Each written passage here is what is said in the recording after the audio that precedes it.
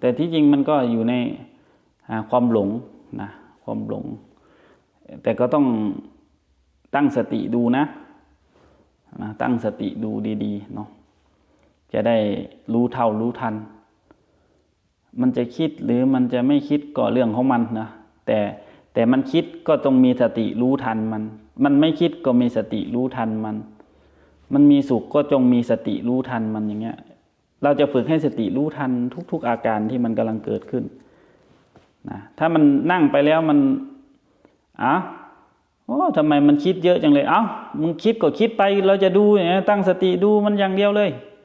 เดี๋ยวมันก็หายเดี๋ยวมันก็เลิกคิดนะโยมถ้าเราไปขัดแย้งนู่นนั่นมันเป็นความคิดซ้อนเข้าไปซ้อนเข้าไปซ้อนเข้าไปมันก็เลยไม่จบ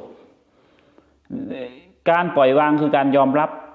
มันคิดก็ยอมรับว่ามันคิดก็รู้มันแค่นั้นรู้มันเดี๋ยวมันก็ไปมามันคิดเรื่องนั้นรุ่นนี้เรื่องนั้นเรื่องนี้พอมันรู้ตามอยู่ตลอดมันคิดเรื่องอะไรมาก็ไม่ไปส่งเสริม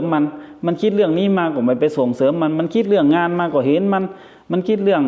ลูกเรื่องครอบเรื่องครัวขึ้นมาก็เห็นมันนะรู้เห็นอยู่อย่างเงี้ยมันจะน้อยเข้าแล้วมันก็จะหยุดรวมเป็นสมาธินะนั่นแหละมันจะเป็นอย่างนั้นต้องดูตัวเองนะดูตัวเองว่าถ้ามันมันฟุ้งมากๆเราก็มึงจะคิดได้เท่าไหร่วะปล่อยเลยเนี่ยจะนั่งดูมันอย่างเงี้ยลองดูนะสูตรนี้ ส่วนมากมันไม่หยุดก็เพราะว่าเราไปขัดแย้งมันนี่แหละขัดแย้งมีตัณหาซ้อนเข้าไปอยากให้มันเป็นดั่งใจอย่างเงี้ยนะ